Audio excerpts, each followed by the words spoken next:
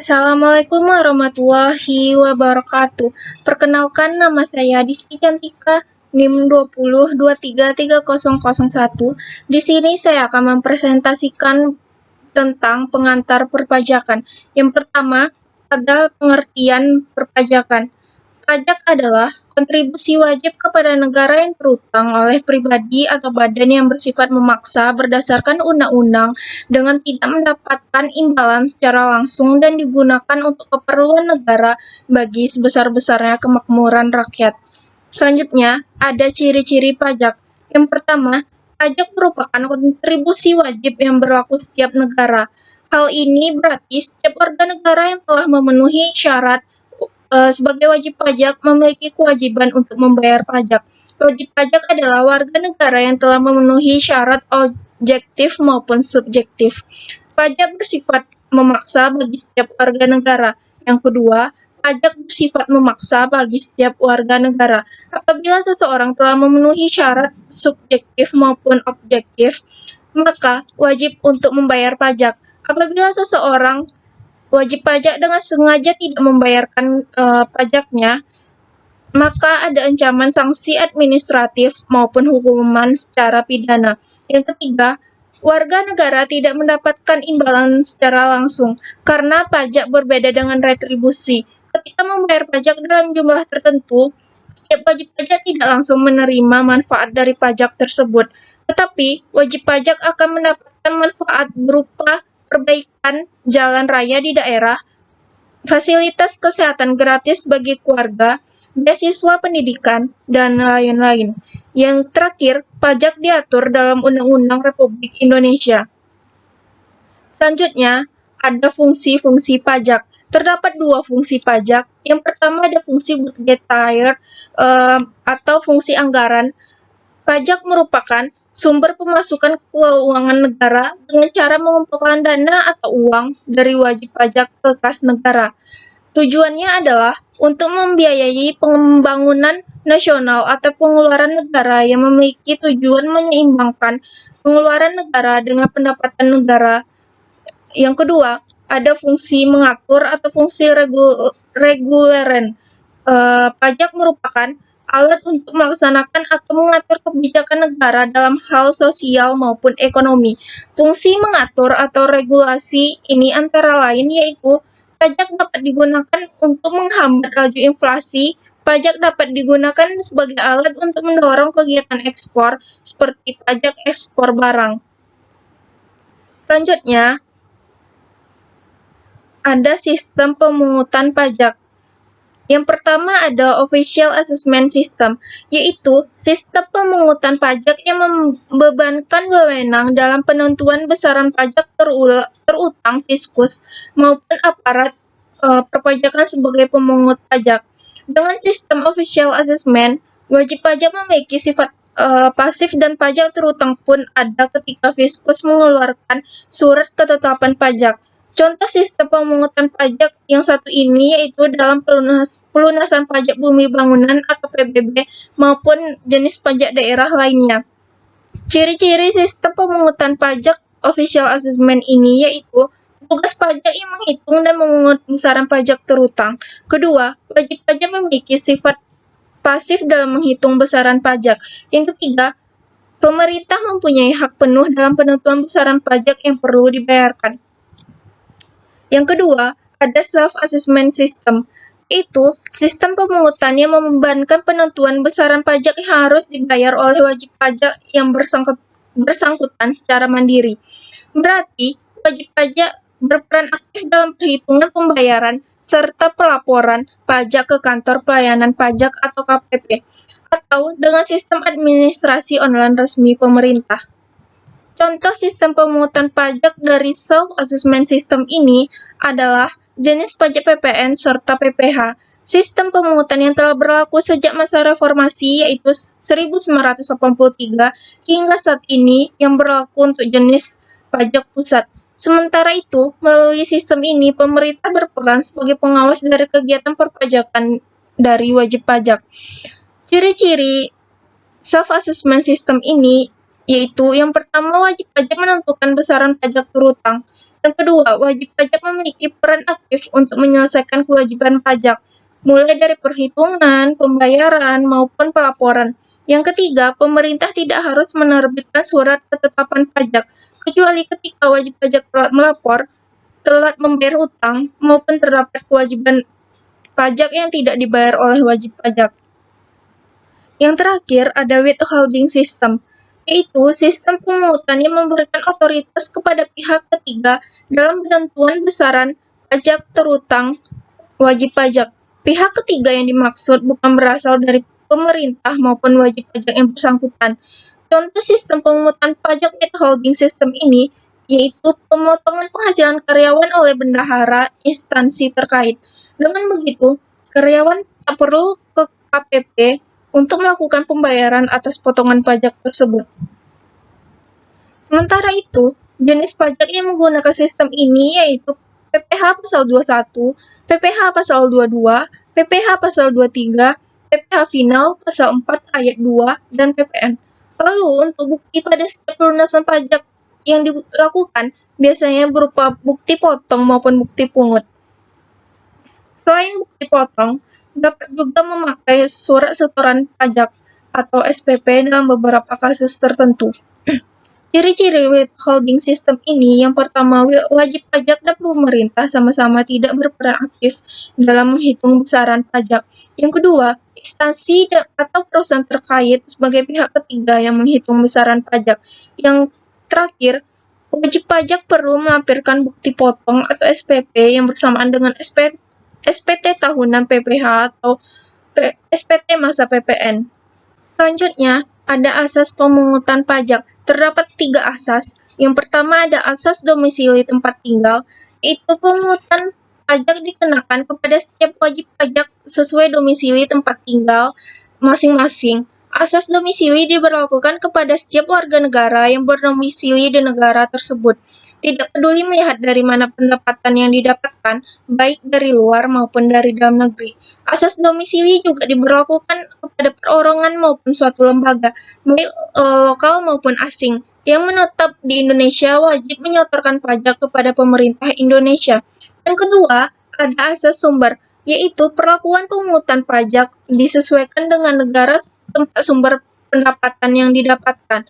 Tidak peduli berada dari mana atau dari mana wajib pajak tersebut, maka wajib membayar pajak. Misalnya ada orang asing bekerja di Indonesia dan mendapatkan gaji dari pemerintah Indonesia, maka berkewajiban membayar pajak ke pemerintah Indonesia. Yang terakhir, ada asas kebangsaan atau nasionalitas. Asas kebangsaan diartikan sebagai kewajiban setiap warga negara untuk tetap menyetorkan pajak kepada negara meskipun sedang berada di luar negeri karena suatu kepentingan dan sebagainya. Contohnya, gaji seorang tenaga kerja Indonesia atau TKI yang bekerja di Arab Saudi selama 1 tahun wajib membayar pajak ke pemerintah Indonesia. Asas domisili dan asas kebangsaan memiliki persamaan fokus pemungutan pada subjeknya, yaitu domisili tempat tinggal dan status kewarganegaraan. Sedangkan fokus pemungutan pajak asas sumber adalah di mana sumber pendapatan yang didapatkan. Tidak peduli siapa dan dari mana wajib pajak tersebut berasal, meskipun berasal dari warga negara asing atau tidak berdomisili di tempat, tetap dikenakan pajak. Selain itu, perbedaan di antara asas-asas tersebut yakni dalam asas domisili dan kebangsaan, pendapatan yang terkena pajak tidak dibatasi atau didapat dari dalam maupun luar negeri. Sedangkan dalam asas sumber, penghasilan yang terkena pajak terbatas, hanya penghasilan dari sumber itulah yang dikenakan pajak. Selanjutnya, ada tata cara pemungutan pajak. Yang pertama ada stelsel nyata atau real, merupakan salah satu jenis pemungutan pajak yang didasarkan pada objek atau penghasilan yang diperoleh yang sesungguhnya. Penghasilan nyata untuk pajak penghasilan. Kelebihan dari stelsel ini adalah pajak yang dikenakan lebih realistis, yaitu sesuai dengan besarnya pajak yang sesungguhnya terutang. Karena pemungutan pajak dilakukan setelah tutup buku. Dengan demikian, penghasilan yang sesungguhnya akan diketahui dengan sistem ini. Sedangkan kelemahannya adalah pajak baru dapat dikenakan pada akhir periode atau setelah penghasilan real diketahui. Yang kedua, ada stelsel anggapan atau fictive stelsel, yaitu jenis pungutan pajak ini didasarkan pada anggapan yang diatur oleh suatu undang-undang.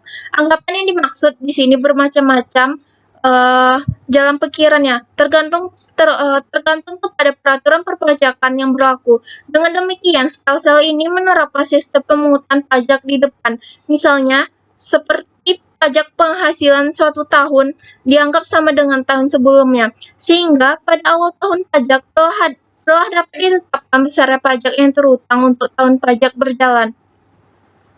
Keunggulan stelsel ini adalah pajak dapat dibayar selama tahun berjalan tanpa harus menunggu pada akhir tahun. Sedangkan kelemahan stelsel ini adalah pajak yang telah dibayar wajib pajak tidak didasarkan pada keadaan sesungguhnya.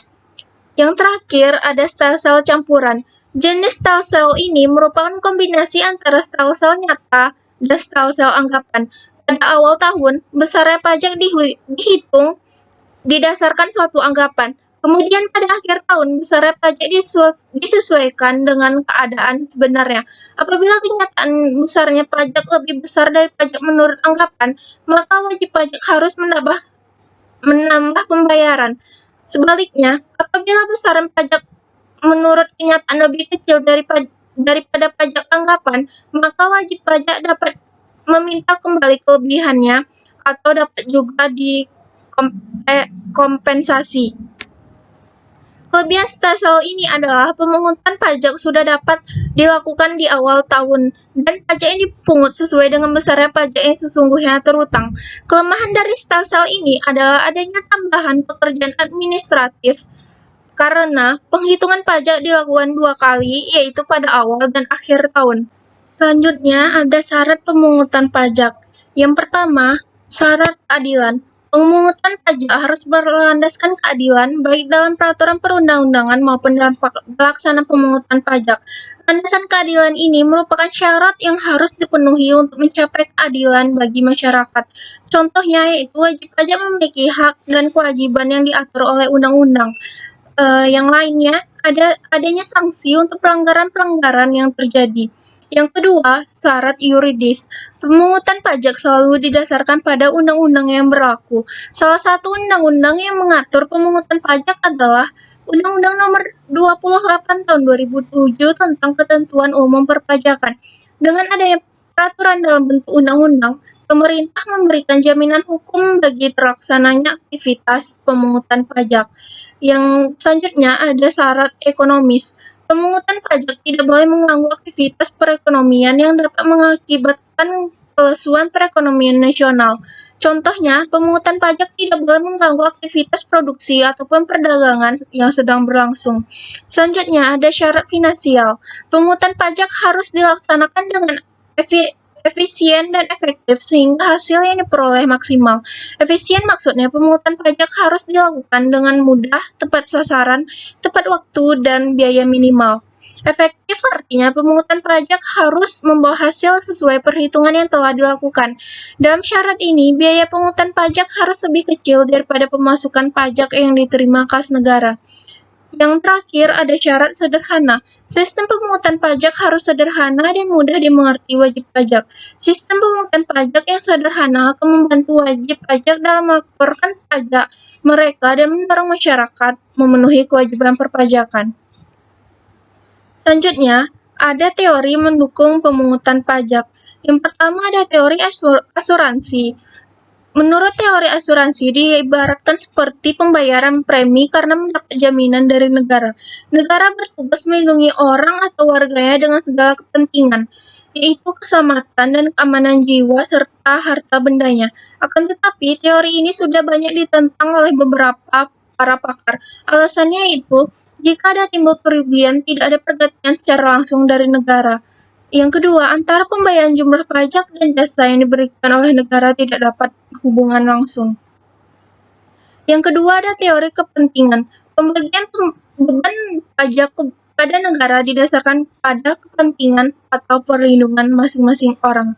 Oleh karena itu, semakin besar kepentingan seseorang terhadap negara, maka semakin besar pula pajak yang harus dibayar. Yang ketiga ada teori daya pikul. Beban pajak untuk semua orang harus sama beratnya. Hal ini mengandung bahwa pajak harus dibayarkan sesuai dengan daya pikul masing-masing orang.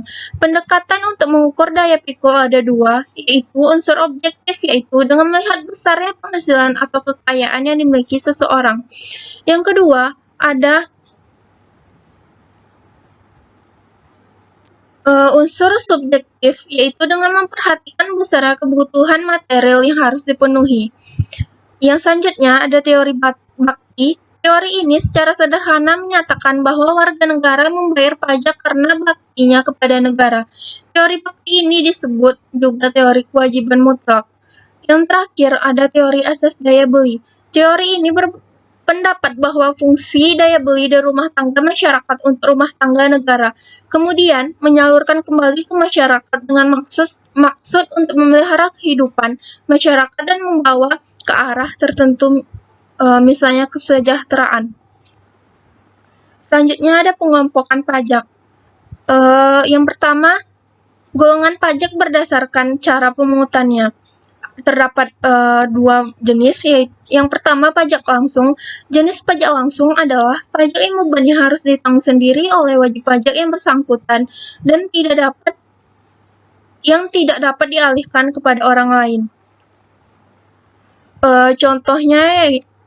Contohnya yaitu seperti pajak penghasilan, pajak bumi bangunan, pajak kendaraan bermotor, dan lain-lain. Yang kedua ada pajak tidak langsung. Pajak tidak langsung adalah pajak yang bebannya dapat dialihkan atau dilimpahkan kepada pihak lain. Dengan demikian, pajak tidak langsung juga memiliki surat ketetapan pajak sehingga pengenaannya tidak dilakukan secara berkala, namun dikaitkan dengan tindakan perbuatan atas kejadian. Yang kedua adalah golongan pajak menurut sifatnya. Terbagi menjadi dua juga. Yang pertama pajak subjektif, yaitu pajak yang diambil dengan mempertimbangkan kondisi dan kemampuan subjek pajak atau wajib pajak. Kondisi yang dimaksud seperti status kawin atau tidak kawin, mempunyai tanggungan keluarga, dan lain-lain. Pajak ini berlaku untuk setiap wajib pajak yang tinggal di Indonesia. Sementara itu, WNA yang tinggal di Indonesia dikenakan wajib pajak jika memiliki keterikatan ekonomi serta bisnis dengan Indonesia. Yang kedua, pajak objektif. Pajak yang diambil hanya berdasarkan kondisi objek tanpa memperhatikan kondisi dari wajib pajak. Pajak objektif dikenakan juga dengan seorang WNI. Jika penghasilan yang dimiliki sudah memenuhi syarat sesuai dengan undang-undang yang berlaku, maka pajak yang masuk dalam pajak objektif. Dan yang termasuk oleh pajak objektif, misalnya seperti PKB, PPN, bea materai, serta bea masuk. Selanjutnya, golongan pajak berdasarkan lembaga pemungutnya. Terdapat dua jenis juga, yaitu pajak pusat dan pajak daerah. Yang pertama ada pajak pusat. Pajak pusat adalah pajak yang dipungut langsung dari pemerintah pusat melalui Dirjen Pajak dan disetorkan langsung kepada negara. Hasil dari pungutan jenis pajak ini kemudian digunakan untuk membayar APBN dan digunakan untuk pembangunan negeri, seperti pembangunan jalan, bantuan, kesehatan, sekolah, dan lain sebagainya. Jenis pajak pusat adalah sebagai berikut. Yang pertama PPN, yang kedua PPH, yang ketiga PPNBM, yang keempat pajak bumi dan bangunan pertambangan, perkebunan dan perhutanan, pajak bumi dan bangunan, bea materai. Yang kedua ada pajak daerah. Pajak daerah adalah berbagai pajak yang dipungut dan dikelola oleh pemerintah daerah, baik di tingkat provinsi maupun lokal. Hasil dari pungutan jenis pajak ini nantinya digunakan untuk membiayai belanja pemerintah daerah. Selanjutnya, ada kedudukan hukum pajak. Yang pertama, hukum pajak material. Hukum ini memuat norma-norma yang menjelaskan tentang keadaan, perbuatan, peristiwa hukum yang dikenai pajak, pihak yang dikenai pajak, besaran pajak yang dikenakan, segala sesuatu berkaitan dengan timbul dan dihapusnya hutang pajak, serta dinas sanksi-sanksi dalam hubungan hukum antara pemerintah dan wajib pajak. Yang kedua, ada hukum pajak formil. Hukum pajak formil merupakan hukum yang membuat prosedur untuk mewujudkan hukum pajak material menjadi suatu kenyataan atau realisasi. Hukum pajak formil memuat tata cara atau prosedur penetapan jumlah hutang pajak, hak-hak fiskus untuk mengadakan prosedur penetapan jumlah hutang pajak. Selain itu, juga menentukan wajib pajak untuk mengadakan pembukuan atau pencatatan dan prosedur pengajuan surat keberatan maupun banding. Contoh wujud dari hukum pajak formil adalah ketentuan dan tata cara perpajakan. Itulah tadi yang dapat saya sampaikan. Apabila ada salah kata, saya mohon maaf. Saya akhiri. Assalamualaikum warahmatullahi wabarakatuh.